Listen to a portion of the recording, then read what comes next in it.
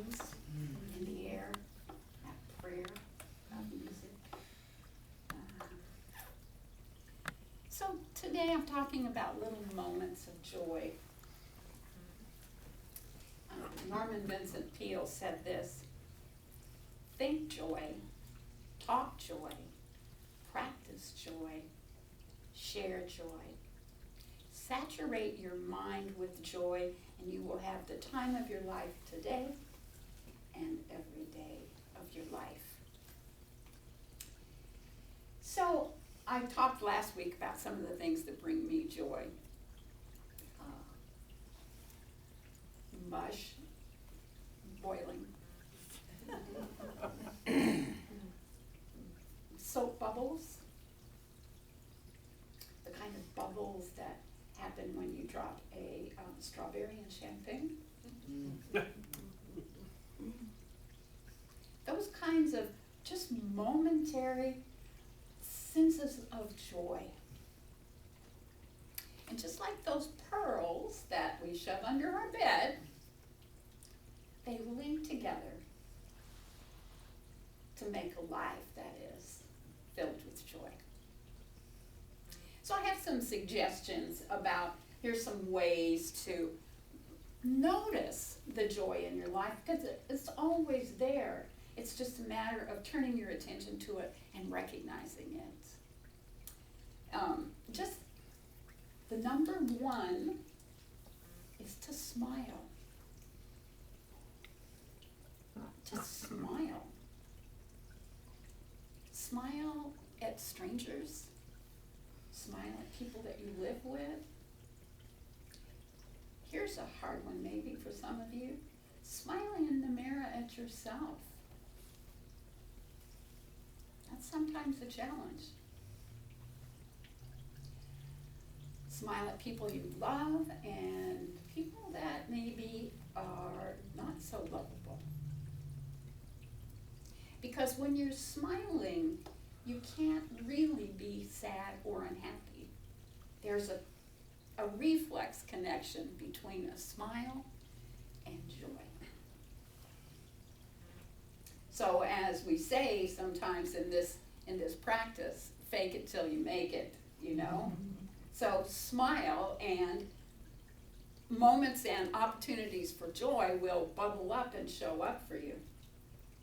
Just like a strawberry and champagne. The second thing is something that I practiced yesterday. It is to be in faith. When things are not looking very joyful, when they're not feeling very joyful, trusting that divine essence, that spirit, that unifying force to move you through and into joy. Trusting that all is well, even when you can't see that all is well, and knowing that it all is unfolding in perfection. And having a little secret laugh with yourself that even though this moment stinks, secretly knowing that something good is going to come out of it, and anticipating that, and giving yourself a little bump of joy, knowing that it's coming.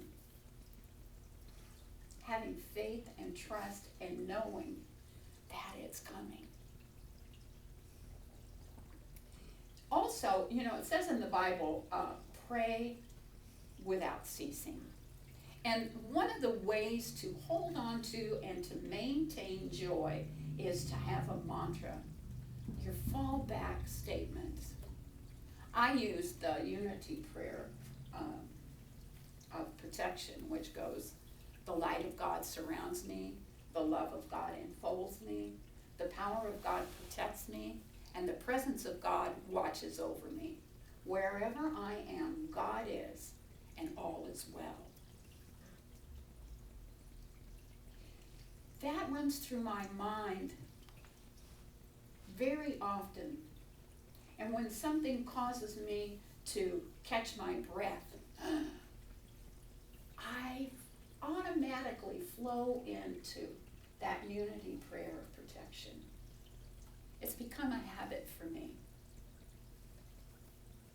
And that goes back once more to trusting that all is well and it's all unfolding in perfection, because the light of God surrounds me and the love of God enfolds me. And that runs through my mind, percolates up at unexpected times. So, smiling, having faith, trusting, and having a mantra. And the other thing that we can do to create joy in our lives is give someone we love attention. Because what we turn our attention to expands.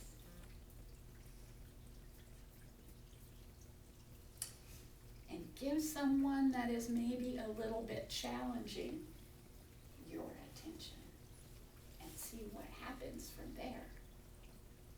You may be surprised. As you create joy for someone else, you are also creating joy for yourself.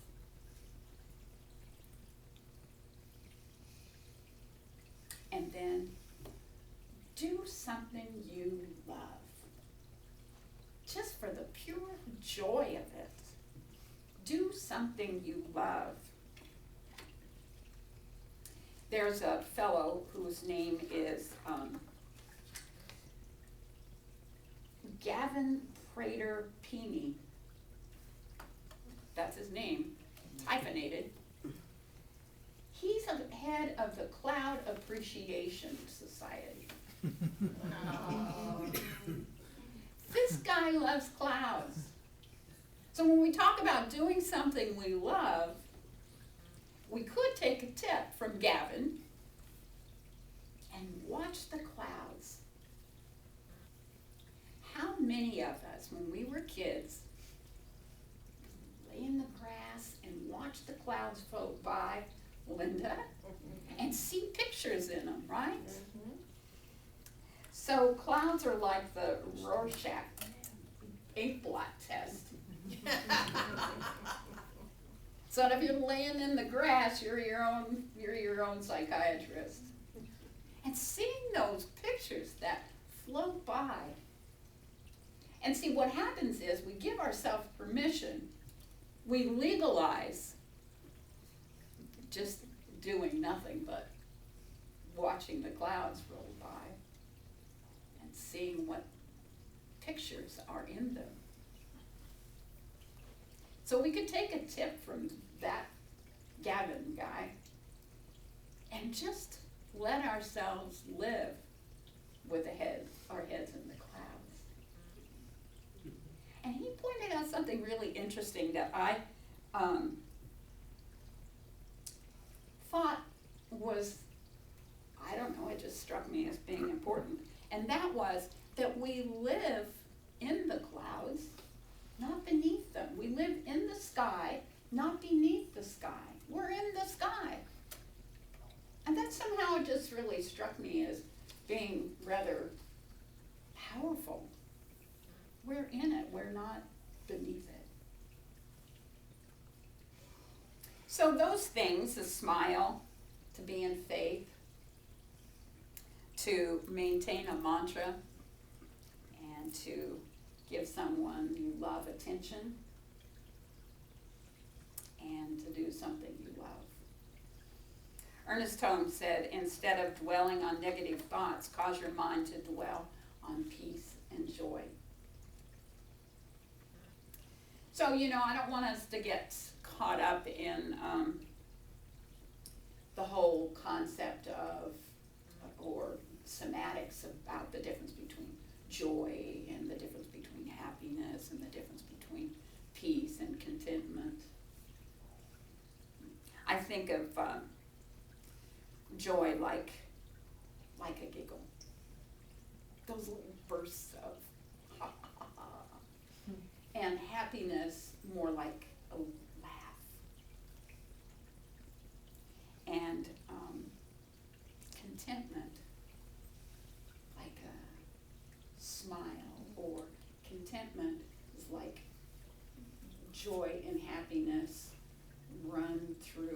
pasta machine and just sort of flattened out into ongoing deliciousness. There's a woman whose name is Amanda Gore.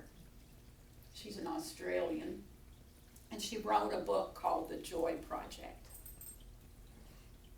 Now, her thing is that as the heart math solution is that your heart has intelligence. There are neurons in your heart that are the same as the neurons in your brain. Your heart is intelligent. So her belief about happiness is to drop down into that heart space, to live in that heart space. And she says that your brain neurons are neurons of fear, but the heart is the brain of peace and happiness and joy. And so living from that heart space, and she talked about how our hearts create real vibrations. And our heart vibrations extend out 10 feet from us. And when we are peaceful, we are affecting people that we're near.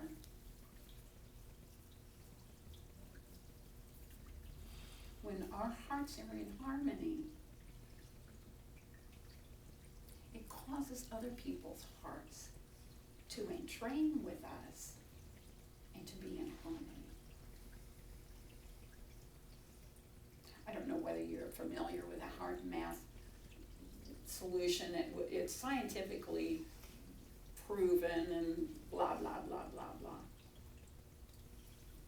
But the truth of the matter is, our hearts are very wise and very intelligent. And we touch people around us. I find, and I don't know that I'm the only one, I suspect I'm not, but I can be in a room and I can feel when someone's heart is out of rhythm or out of peace. When someone is distressed and disturbed. And I have found that if I move into my heart space, if I breathe into that place,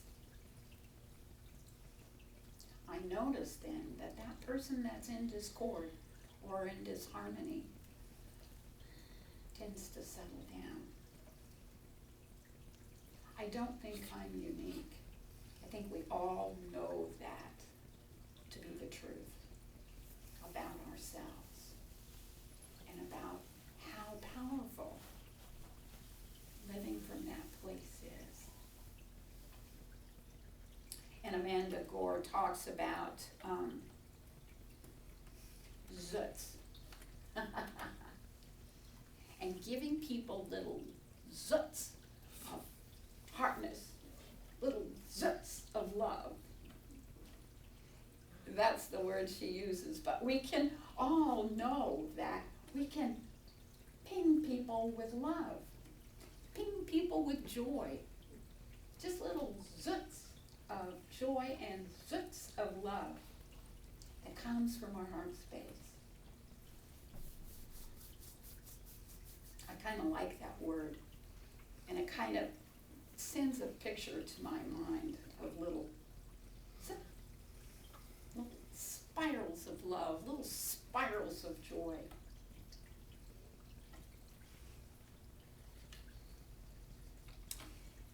So, when I was trying to was trying to find my Emerson book to share with you. And I was not really pleased about the total of my talk today. And guess what happened? A little zip from Mark Napo. I haven't seen this book, I know. I haven't talked about Mark Napo in a long time. But I opened it up, and the name of the book is Reduced to Joy. So, I want to conclude with the little zip from Mark Napo called Reduced to Joy. He says, I was sipping coffee on the way to work, the back road under the canopy of maples turning orange. In the dip of the woods, a small doe gently leaping.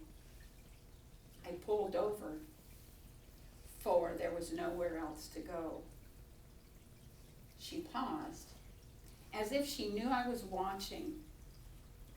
A few orange leaves fell around her like blessings no one can seem to find. I sipped some coffee, completely at peace, knowing it wouldn't last, but that's all right. We never know when we're going to blossom into what we're supposed to be. It might be early, it might be late, it might be after 30 years of failing at a misguided way, or the very first time we dare to shed our mental skin and touch the world. They say, if real enough, some see God at the moment of their death. But isn't every fall and letting go a death? Isn't God waiting right now in the chill between the small doe's hoofs and those fallen leaves?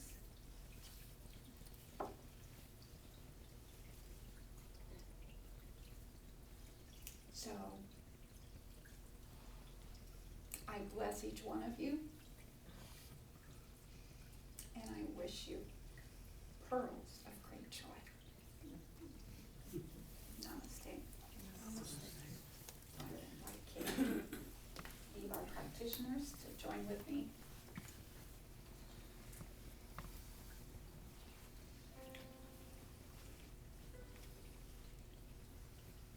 And I invite you to take a moment to find that heart space.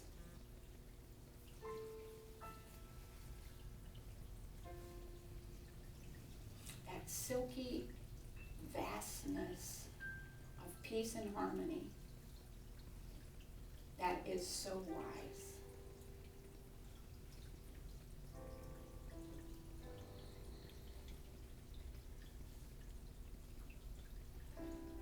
Slip in that space.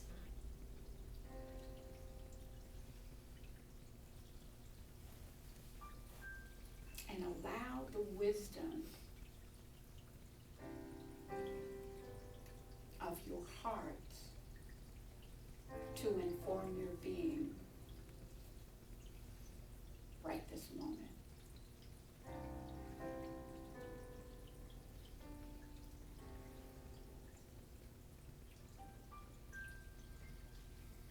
Feel that wisdom of peace and harmony and contentment that resides in that space, in that place.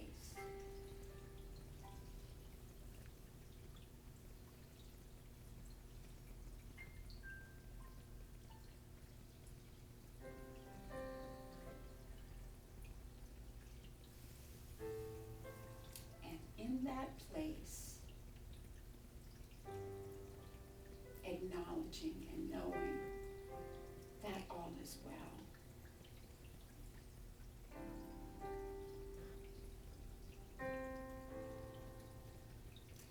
And in that space,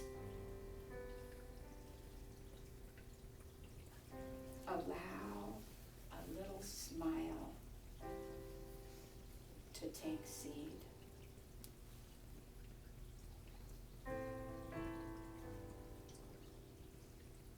Allow the truth that all is well to take root.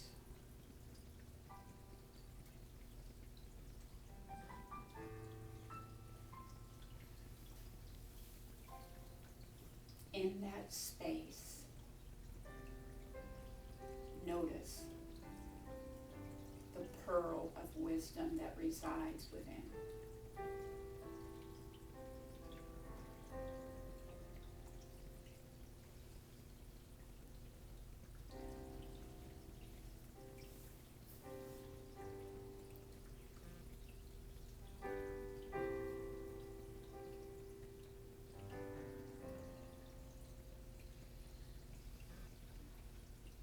And be at peace. And be at joy.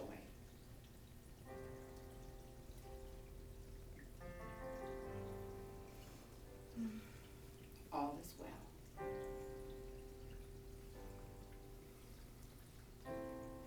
Just take a quiet moment and allow yourself to breathe through that heart space.